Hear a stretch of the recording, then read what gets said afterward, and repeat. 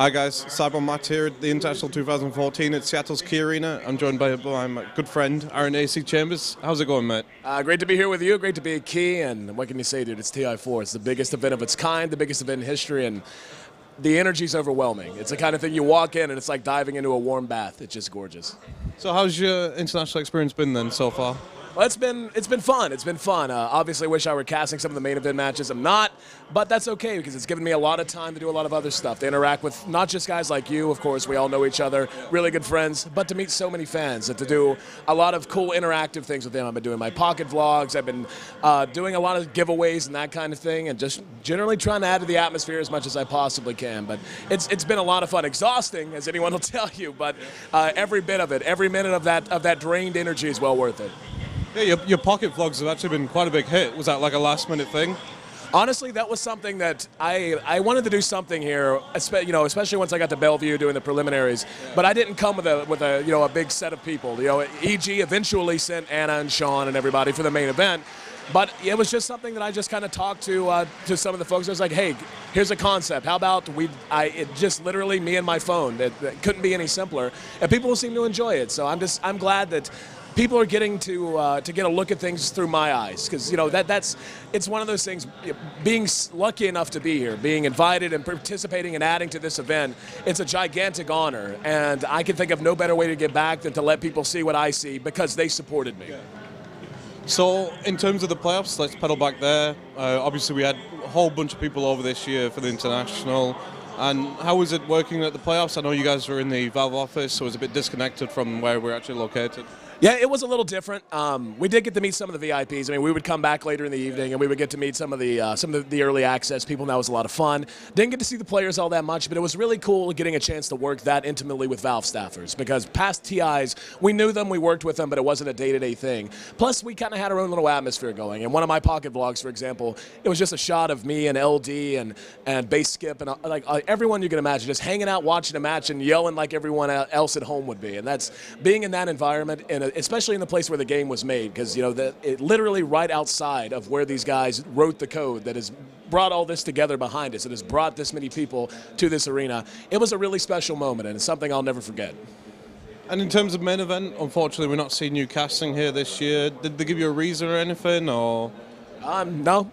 I mean, let's be honest, Valve's awesome, but they don't always tell you the reasons. They do what they do for their own reasons, but that was up to them. And to be honest, it'd be a lie if I said it wasn't a big disappointment, but it's not for me to worry about. You know what? I'm here. I could spend my time focusing on something I wish I was doing, but I'm not. But that's a complete waste of all of the fortune that I've had to be here at all. So I'm just happy that I got to contribute the way I could, and if nothing else, it'll make me a little bit more motivated looking ahead to the next year to make sure that this is the last year I'm not on the main stage. All right, that's good to hear. Now, looking back over the last year, it's been a mixed year for yourself. There's been lots of ups and downs, mainly from the community, and how's it like dealing with those kind of situations? Well, because it's you, I'll give you the non-pat answer. The pat answer is that you find ways to deal with it, and there's truth in that too. Like I've written and said in other interviews, I have a great network of people around me that I trust and that I know or have my best interests in mind, that will sort through some of those things, try to find out what's valid, what's invalid, and then come back to me so I can try to work on that. But it's equally a lie to say that it doesn't get to you at times. Yeah. And not gonna lie, there was a fairly dark period for me after TI3, because it seems like when all that started and on through D2L Season 4, we had some sound issues, and that came back on me a lot as well. And I wish I could say it was easy, and it's not all the time. And anyone who's honest with you that works in this industry will tell you, you develop a thick skin, but you have your limits, just like anyone else. And there was a time when I just about had an anxiety attack anytime I opened Reddit. Like there definitely was that period, but in the end, all I can do is work harder every day to try to get better, not just at what they want, but at what I want myself to be.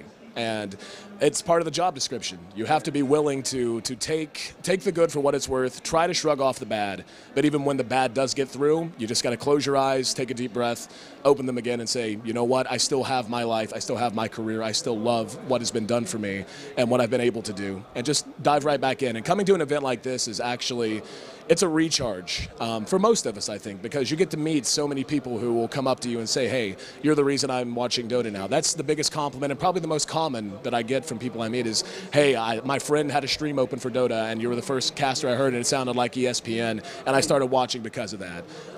That's the kind of thing that no matter how many ups and downs I have, I can always focus on that and find a way to just keep breathing. But for now, I'm really happy and really excited looking ahead to post-TI. We got a lot of things in the works. That's awesome to hear. So you've been mentioned fans. I know that EG have been doing all sorts here in terms of helping the fans and meeting them and greeting them. You're giving away a lot of swag. I noticed you've been doing some every day, giving away T-shirts, throwing them off the balcony, and just fiends of people everywhere. I imagine it's makes your day when that happens, and you see so many fans, and you actually just did a big EG photo shoot, didn't you, with like everyone in EG T-shirts? Yeah, it's a lot of fun, man, and I'm privileged to work with an organization like Evil Geniuses, and I love where I am with the organization. I'm a caster, but it's the kind of thing, I criticize EG as much or more than I do any other team whenever I cast them, and they know that. Like, and the cool thing is, if they suck, I don't just say it. Like, if they're having a bad game, I'll talk to them an hour later that day and be like, y'all suck, man. But so it's nice to be able to interact that way. Yeah. But yeah, there's no better organization in the world for esports than Evil Geniuses, and I'm privileged to be working with them. And like you said, we've had a chance to connect with fans a lot of ways. We've given out more than 1,000 EG T-shirts. I've personally, like you said, I made it rain, threw them off the balcony, and that was an adventure. I actually have a pocket vlog up for that now. So if you want to see what that experience was like, you can check that out. We did an awesome photo shoot just a little while ago. We had everyone that we could wrangle up in the arena come to the Juggernaut statue over in the corner and get in front. We took a Bleed Blue family photo, and hopefully that'll be up and posted sometime soon. But again, honestly, it's not just them though. I've done stuff with Na'Vi. I've been doing stuff with you guys. So and that's the nice thing too. It's like, yes, I'm most connected to EG, but I work with everyone, and I love the fact that I have an opportunity in whatever ways I can, based on my own limitations, contribute to anyone and anyone I can, wherever I can. So I want you to share with the viewers at home your backstory, how this all came about, how you got into Dota, and just your life story basically, if you don't mind. Sure. I'll try to keep it as condensed as possible. I do like to talk, but long and the short of it was, I was running a newspaper, of all things. I was a business owner, owned a newspaper on the campus of West Virginia University, where I was an alumnus, or I went to the school, actually never finished. But yeah, I was running a newspaper there, and there just came a point where I realized that wasn't where I belonged. Making good money, successful, so on, but I couldn't take it. It made me, I didn't like the person I was becoming as I was doing it. And so I sold my shares back to my partners, had some money to be comfortable for a little while, and focus on figuring out what I wanted to do with my life. And that was right around the release of Starcraft 2. And I was a huge Brood War fan back in the day, like gigantic. And it's actually funny, at that period in my life, and this kind of ties into what I said before about not liking who I had become, I literally never played games anymore. Like, I used to be the biggest gamer you'd ever meet. And I just hadn't had time. I had been so focused on career and on trying to build this business. And it turned me into a not very fun person to be around. I did not like that and didn't like who I was. So as I backed off, it was right as StarCraft 2 was coming out of beta. And I bought it day one, of course, started playing it, and just over a course of days and weeks, started to really figure out the professional scene around StarCraft. Like, I had known about Boxer and all this stuff, kept up with it somewhat as a kid, or when I was younger anyway, but I had never really gotten super into it. And as I looked more and more into it, and I watched the commentators at the big arenas and stuff, because I had by that point, I had worked 5 years in radio as well. I had commentated other major events, and I was watching the commentators, and I loved what they were doing. And I said, I can do that. That this is something I can do, and I could do it for games. And I could not, I could not fathom anything I wanted to do more. So I volunteered. It's funny, my entire esports career began with me opening a Reddit post with 2 upvotes on page probably 20 of the Starcraft subreddit, because I was drunk one night. I had had a few drinks, was relaxing, was just finished laddering on Starcraft 2. And was just going through every bit of it, just trying to consume as much of it as I could. And it was an open call for contributors. So I said, okay, and I opened it, and they listed an email address, and that was It's Gosu Esports, which never really had a huge name in Dota. At least most of you won't remember it, but maybe you might. But anyway, so I started out offering to write free articles for them. Just, you know, I had been an editor-in-chief at the newspaper. I had, you know, written before, and I started to write free stuff for them, just recaps of matches and all that. And over a course of months, I convinced them to chase after some sponsorship money to allow us to do our first Starcraft tournaments. That's how my first casting ever was in Starcraft 2. I did that for about a year and a half, and I had a decent level of success, but never really cracked through.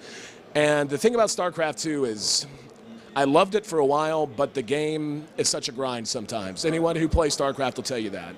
And I woke up one morning and just could not stand the thought of playing another game. And what do? Like, you can't cast a game you don't love. Yeah. So at that point, I went to the owner of Itsugosu and said, hey, man, I can continue to do Starcraft for a while, but I want to transition. And we had a chance. We got money from, at the time, Own3D, that they sponsored a couple of tournaments. Yeah. One was League of Legends, one was Dota 2. And believe it or not, I was actually slated to be a League of Legends caster first. I was the first tournament on our schedule was going to be me giving League of Legends a shot. At that point, I had played League of Legends a lot. Like, I had never played a game of Dota until January of 2012. So I was like level 30 in League of Legends. It was okay, but I never fell in love with it. Like, I never got big into it. But then Riot dropped the ball. They were supposed to assign us a private server for our tournament. We actually had some fairly big teams at the time, but they screwed up and didn't give us our server. So we had to cancel the tournament. And so I was like, screw it, I don't want to fool with that anymore. That's when I got my Dota 2 beta key, and everything changed. The moment I did not play a single game of League of Legends after the first time I installed Dota. Not a single one. And played my first game of Dota 2 in January of 2012. Casted my first game of Dota 2 in March of 2012, and it was in May of 2012 that IceFrog asked me to cast the International. So to say it was a whirlwind is an understatement. It changed my life completely, and it was following my invitation to cast TI2, I actually met Alex Garfield at the International 2012. Spoke to him, and I was contracted by EG remotely to do their D2L series. D2L Season 1, Season 2 had decent success. It was in May of 2013 that EG changed my life. And I shouldn't just say EG, it's mostly the viewers. The support that we got, the feedback, everyone that supported me across all that time earned me a spot in the Bay Area. So I flew out, moved my entire life to San Francisco, and have been with EG ever since and casting ever since. So looking back, does it make you kind of sad where the direction StarCraft 2 went in, and you see like how, you know, we're here at Dota 2 International, $10.8 million tournament. It's crazy. We've got ESPN behind us and all these big names. Does it make you disappointed looking back at StarCraft 2, just like what direction that game went in and the way Blizzard took it? The StarCraft community is amazing. Yeah. They really are. Some of the most passionate, dedicated, rabid is the word that comes to mind, fans you've ever met in your life. And yeah, it does disappoint me a lot. I think the game had a lot more potential. I don't feel qualified to make comments like the buzz phrase is the developers didn't properly support it and all that. I honestly don't know enough about it as of today to comment intelligently on that, so I won't. But something's gone wrong. In many ways, we live in the house that StarCraft built. You know, in Korea, they were the first to have the big outdoor arenas. They were the first to show us esports on that level.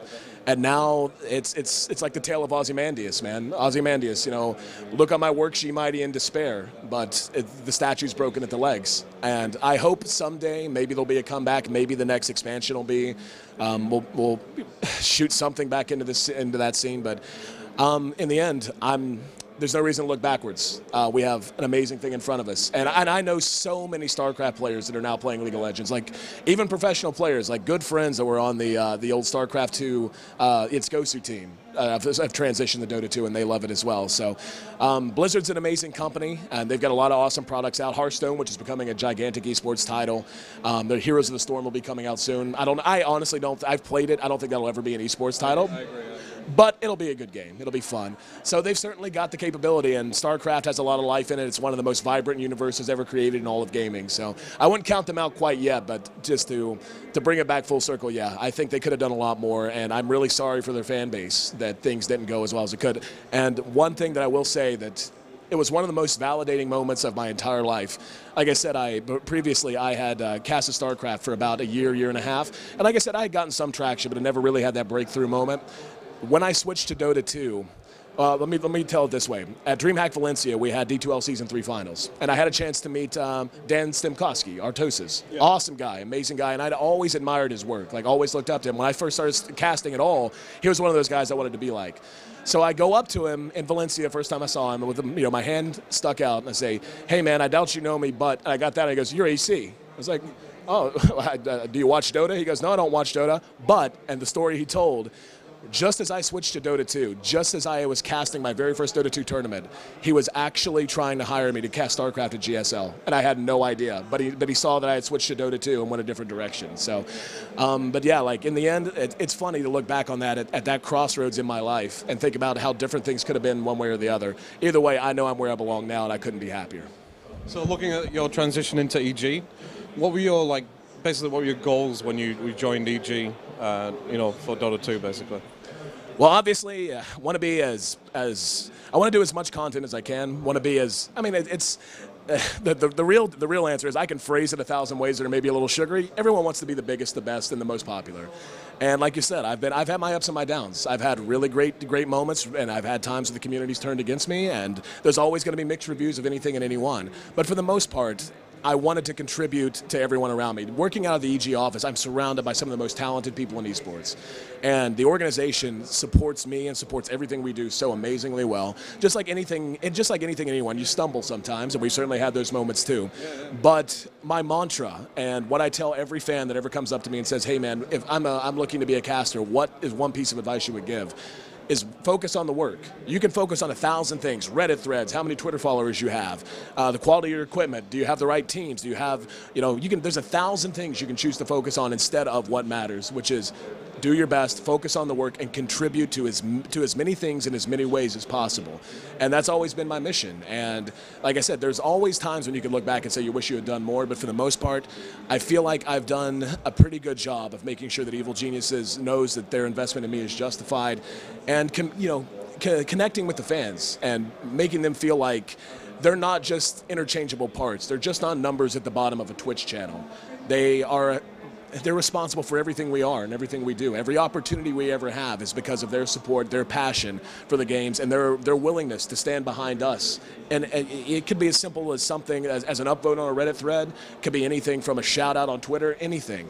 All those things matter so much and create this zeitgeist that we're experiencing in esports right now, and everyone is such an integral part of that. So generally speaking, like I said, my goals with EG was just to always make sure that the support of the fans, they felt like I was giving them a product worth that support, and to make sure EG knew that no one's ever going to outwork me. I'm always going to put everything I have into everything I do, and I like to think I've done well, but that's not for me to judge. So one of my favorite moments when I remember when you started off casting was after match was over or the stream was over, you would look at the viewer list and you got 8,000 people in there, say for instance, and you would start at the top and you would read every single person's name off, and no matter how long it took you, you would always get to the end. What even started that? Is that just the passion that you have for this game and these fans and this community? Well, it started as you have to go all the way back to when I was first casting Starcraft. We didn't have any money in the budget for Starcraft events. We had I was able to wrangle $50 to $100 a week literally out of the budget for it. So we ran literally Bronze League, Silver League, all the way up to all the way up to Master League. It was still literally $50 prize pools, nothing whatsoever. And I remember to this day the first time we hit 100 viewers. We were slapping high fives, man. I was so pumped, and I was so excited. I wanted to thank everyone by name. And I started then, and I didn't stop until I moved out to San Francisco. The reason I stopped is because I don't control the production now. And I can't just be flicking back and forth on camera and all that like I could before. So it's something I've honestly thought about getting back into doing. It's so often to this day, even here, I've had dozens of people come up and say they love that, and it was the biggest thrill in the world for them. So maybe that's the kind of thing looking ahead. Maybe that'll be my resolution between this TI and the next TIs. Make sure everyone gets their proper shout out again. But the longest one I ever did was 75 minutes, 75 straight minutes of names. That was after D2L Season 3, was it the finals? No, it was D2L Season 3 playoffs, I think, to determine who was going to the finals. And we had pulled 30,000 people. And so I would love to do it. And if not that, maybe I'll figure some other way out. Maybe I can read off people who tweet me or something. But passion's the word, man. Like, there's not a minute in any day where I forget that the reason I'm here is because of the people that support me. And anything I can ever do to get back to them is something I'm always going to want to do. So looking at your boys in blue, have you been hanging around with them much whilst here at the main event? And obviously they're guaranteed top 3 at the moment, which is honestly an amazing result considering how many Chinese teams are in the main event right now. Have you been happy with their progress so far? Well, I know they were heartbroken after their loss to Newbee. Just truly heartbroken. But that's part of what makes that team special. They're resilient. And if you had a chance to see them today, they look as fresh and as confident as any young group of players that I've ever seen. So, I mean, when it comes down to them, the amount of talent that is concentrated on that roster is ridiculous. Not just talent, but young talent. I mean, Zai, Arteezy, PPD is such a brilliant guy. He's one of those guys that I swear, I think your MMR goes up 200 points just by talking to him. Like, he's so good. Yeah. And then, of course, you've got the experience of Universe. I mean, and Mason, Mason's just such an awesome dude to be around too for different reasons, but he's a blast and damn good at what he does. I think, again, like, of course I'm going to say I think they can take it. I think they're going to go deep, but stepping back and being as objective as possible.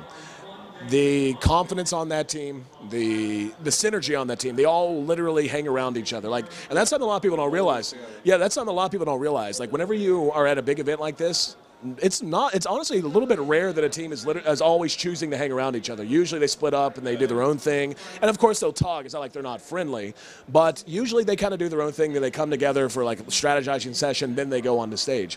EG is always together, always right beside each other. And it's a very special team. And I think this is a year that is going to see, well, I mean, Zai aside, of course, is going to see North American Dota blossom. I think we're at the cusp of something. And even if they don't win, even if that happens, like you said, guaranteed top 3, this goes to show you the direction that Dota is going. It goes to show you the depth of talent, the parity that exists across the entire globe, how close these teams are in skill level. And it just, there could not be a better moment to be alive as an esports fan, and especially as a Dota fan. So speaking of North American Dota, were you surprised in the playoffs? Just how strong? I mean, Liquid came for the wild cards, and then they kind of just ran wreck for the playoffs. Obviously, they weren't able to make it to the main event, but I still think they impressed a lot of people. And even Na'Vi US had some great results under their belt. With both of those teams, I think what was underestimated was just how valuable experience and nerves are. It's one thing to, like, when you're playing online, as a lot of these teams do, some of them play together as 5 when they boot camp or whatever, but people forget that in a lot of these online tournaments, they're at home, and they're in their most comfortable environment. They have everything perfect, their mouse, you know, even their chair height.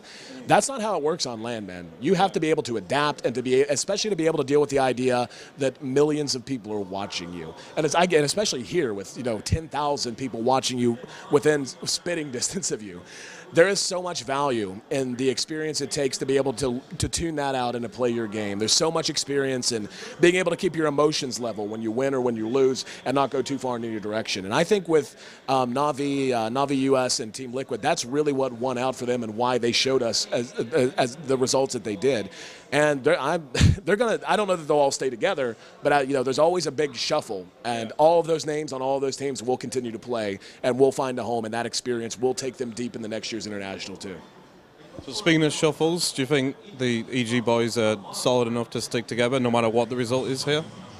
I would be shocked if this EG, even if they came out and lost 0-2.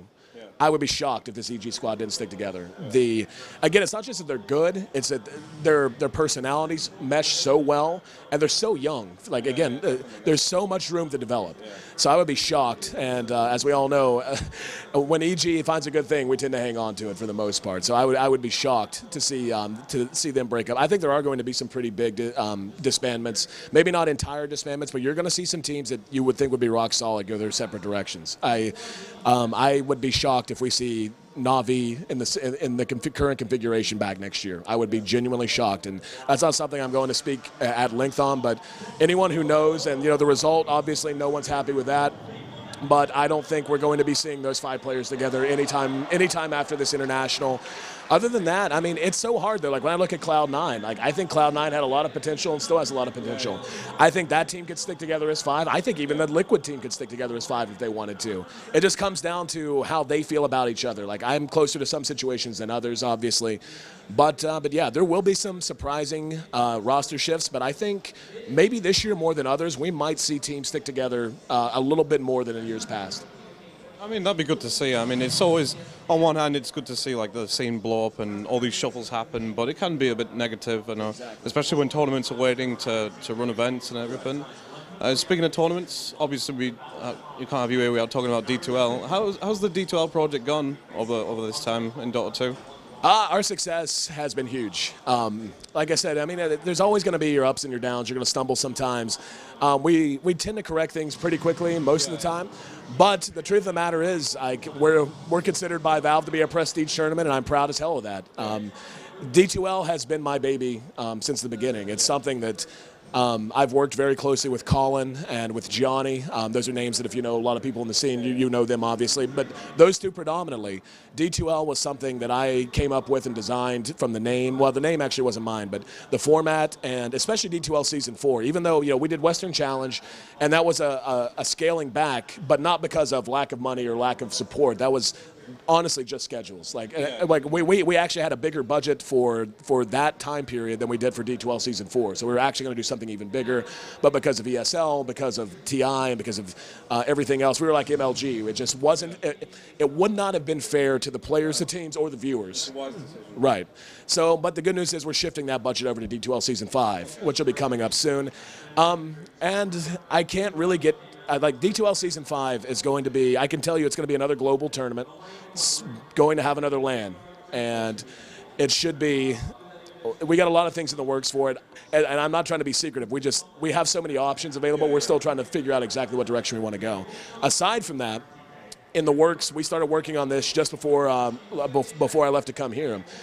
We're looking to revolutionize the way people consume Dota on a day-to-day and week-to-week basis and take a bit of a different approach to content creation and getting that content out to people and how they can enjoy that in-game and ways that we can work with item creators, ways that we can work with the other people who are a part of obviously making the ticket sales successful and all of that. And we're honestly looking at a brand new model as to how we're going to work with the teams that participate in our events as well. So I'm extremely excited. I'm not taking a minute for granted here, but there is a part of me that is very excited to get back to San Francisco because over the next 2-3 weeks, we're going to be really working hard to get some things in line and figure out where we want to go.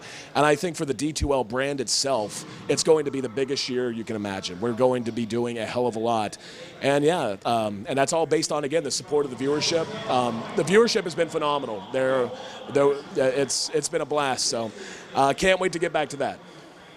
And one of the aspects I do love about D2L is that every time you tune in, okay, maybe the game isn't on right now, but you'll see all the team logos, their sponsors, and I guess you guys just want to push that to the next level then. Yeah, that's been a goal for us for a long time.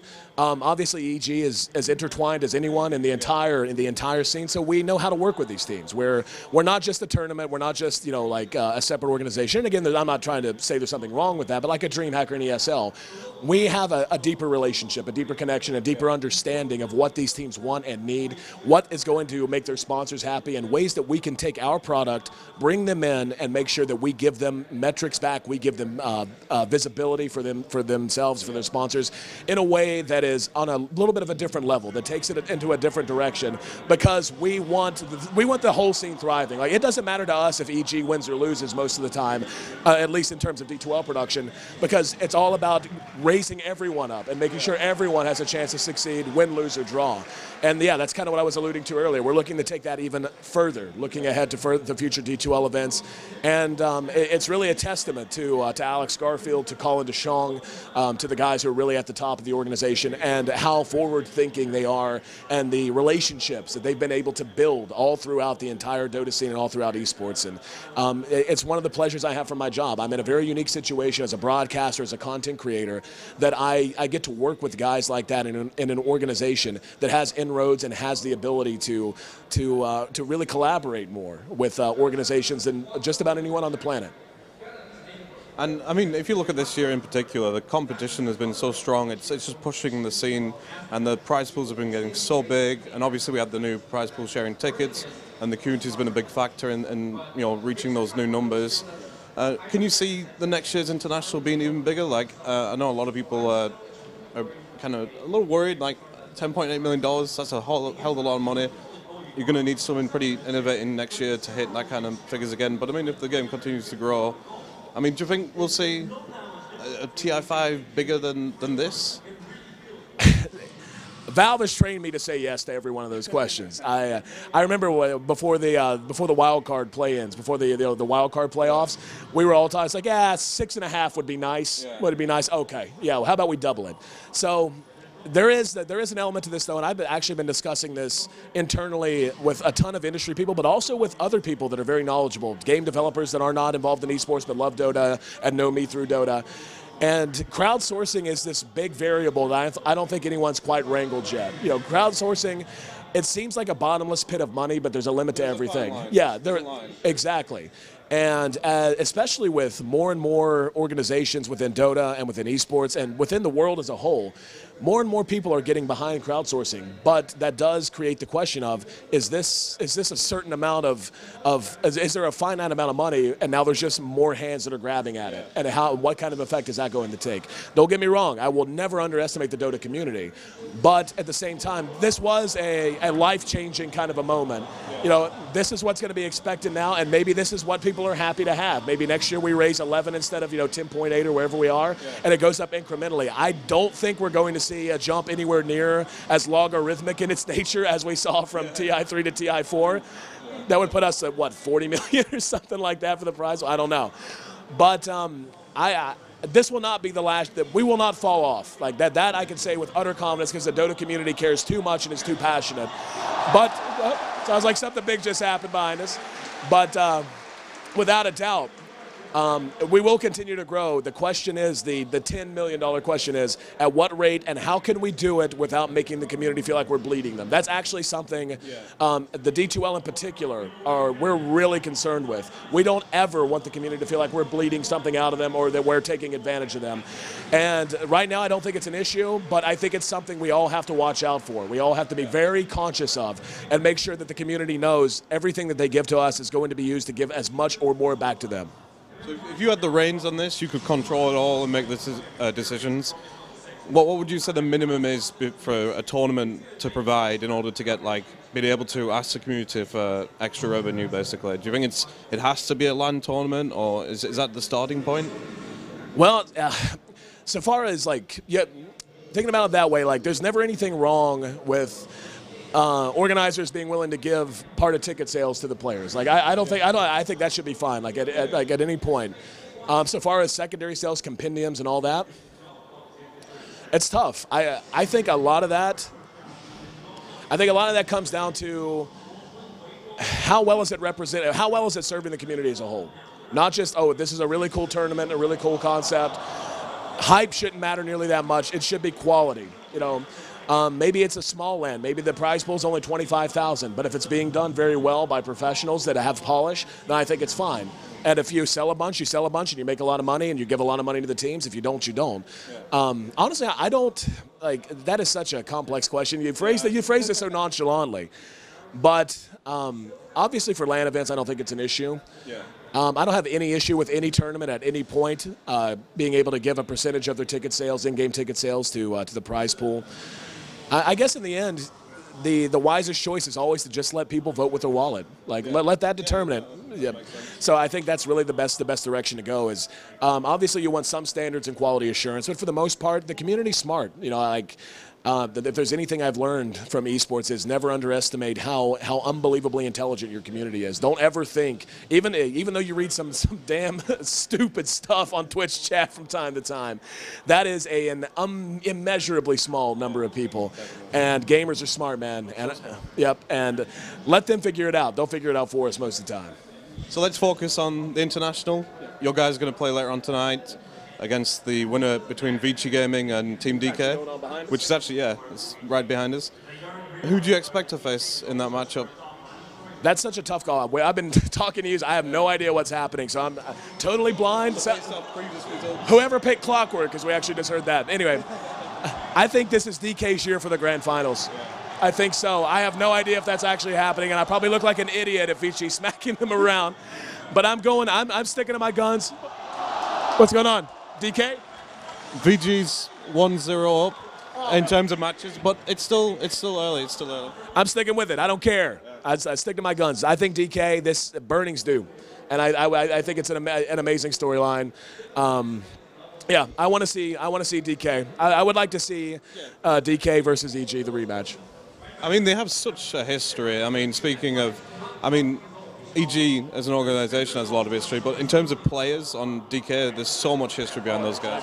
Exactly, and tell you the truth, I've even met a lot of, Westerners obviously tend to go for Western teams, but everyone I've met, like, I ask almost everyone that comes up to me, hey, who's your team? Hey, who's your team? Yeah. EG and DK, I swear to you, have been the two most common answers, like by far. A lot of Cloud9s in there too, and of course a lot of Na'Vis. But usually, it is so common to hear EG, DK, like the immediate snap answers. Those are the two teams I think everyone is in love with this tournament, and I couldn't be happier about it, man. I love both, and I think DK, like you said, they're down apparently a game to Vici, and that's fine. I think they're gonna make the comeback. And in terms of looking at the grand final itself, Newbee's already in there. You obviously were pretty part of the playoffs there. Did you actually expect Newbee to reach the grand finals? No. Based on their performance in the prelims, no. Just to be dead honest with you, they did not look anywhere near the level that we all expected them to be on. Their coordination was off. It seemed like they weren't communicating well, and it seemed like they were riding a really negative emotional kind of a wave. You could just tell when you watch teams. They play without purpose. They feel scattered. They don't have that precision, that sense of dominance that teams of this caliber have to bring to be able to compete in an event like this. And then they bounced back, and then they started to get it together a little bit, and then you started to see slowly, it's like, oh wait, that's why a lot of us picked them in the finals. That's why. And yeah, then they come to the main stage, and I feel like they've only gotten stronger. It is so hard to imagine, like, the talent level is so high with all of these teams. Based on the way Newbee looked against EG in their last matchup, I'm scared. Like, I'm legitimately worried. It's going to take whoever's on the other side of that stage from them is going to have to put on a performance unlike anything we've ever seen in the International. So looking at the prize pool here, we're now looking at $5 million first place prize. Let's say EG gets there, EG wins. Could you trust these guys with $1 million minus tax and team cut and stuff like that? Would you be worried about just in terms of like how crazy Ayesee would go, or is there someone there at EG ready to give them advice and take care of them? We take care of our boys. Yeah. We take care of our boys. We've got Charlie. Anyone who's met Charlie will keep them in check. Charlie will not let them run. Conrad is also here giving Charlie a hand. I keep an eye on him from time to time, too, and as a guy who has enjoyed a lot of booze in his day and lived that party lifestyle, I know the traps and the snares that come along with it, so we steer them right, but you better bet if they win, they're going to be able to run the show at least for a night or two. But we'll keep them out of jail, if that's what you're asking. Well, I also met Mama and Papa Ayesee as well. Yeah, they're here. They're in the EG booth. They are two of the most entertaining people in the world to watch. His mom freaks out. She is so supportive. It is just so fun to watch. And his dad is constantly wringing his hands and pacing around. Like, they are some of the most supportive people I've ever met in terms of like a son or a daughter being involved in esports. So with them here, they're great people. I'm sure, even though he's a little crazy on stream, he was raised right, I have no doubt. So, like I said, we'll make sure he has his fun. He and the rest of the boys have their fun, but we'll make sure that they don't wind up with a police record afterwards. So speaking of streams, when are you going to show Ayesee some decent music and get him off this crap he's listening to now? Speaking of that, I'm convinced. Valve, look at me. You guys are watching. You stole my playlist. I hear my playlist playing outside of Key Arena. I do. You know what I'm talking? It is Grammatic and Pretty Lights and Florence and the Machine. I've been hearing it. That is my playlist. I know that's what you're doing, so I better get some credit.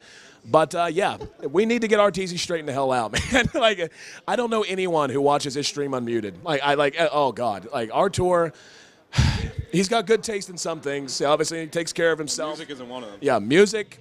He's 1500 MMR music wise. We're gonna have to maybe I'll trade him. Maybe I can offer to teach him how to find and listen to good music if he'll teach me how to run mid like a boss. Speaking of teaching, we obviously have Coach C here, aka Fear. How's obviously his story is it's pretty emotional. I mean, free to play is one thing, but then coming to an international this big with like one of the strongest EG teams we've seen, and now he's injured. And the injury's looking pretty bloody serious. It must be a huge shame to not see him here playing. Yeah, it is. Fear is a trooper, though. He never for a minute has he let his disappointment show to these players. He has never for a minute let them feel anything towards him. He has them focused on the prize. He is constantly in their ear. He is constantly checking on them, and he is working as hard as anyone at this event to make sure they have the best chance they can to succeed. And so far as his injury goes, just one thing that I think isn't made clear enough, Fear and the decision for him to not be playing, that was totally his decision. EG had no say in that. It was left entirely up to him to decide where he was going to be with that. It was up, and people see him stream all the time and say, oh, he can't be that hurt. It's completely different. Exactly. It's a chronic issue. It's an issue that gets worse with time. And on a stage this big with this much at stake, you can't afford to have your arm go out. But yeah, Fear is, I respect him so much, and he has done nothing but offer the utmost support to everyone. He would not, if someone came up to him and wanted to give him pity, he would not take it. He is that kind of a guy. He has he has been up, he's been down, and regardless of what happens in the future with his injury and with this team, he will always be an evil genius, and he will always be a part of our family, and he will always be a pillar of the Dota community. So I can't speak for him as to his future, but I can tell you this, he will write his own ticket, and he will find a place. He's got a home right now. All right, I think that's an awesome note to end on. This game sounds insane. I think we should turn around and watch it, but before I do, thank you, Ayesee, for your time, and give a shout out to all those beautiful fans out there and your team and your sponsors. Guys, thank you so much. All throughout the event, it has been my great good pleasure to meet the people that are here on the ground. Everyone that's watching at home that I haven't met yet, I hope I do sometime in the very near future. The only reason, folks like myself, Matt, the only reason we get to be here is because of you. This is your tournament. Everything you see behind you, you have built. We're just lucky enough to live in the house that you built. Thank you from the bottom of my heart for that. And make sure you just keep tuning in, man. There's nothing more we could ever ask. And I'm not going to shout anyone else out. I think you guys matter the most. You matter more than any sponsor, more than any team, more than anyone else. Thank you. All right, thanks, guys. And thanks, Ayesee. On Gamers is here all week. Stick with us and subscribe to our YouTube.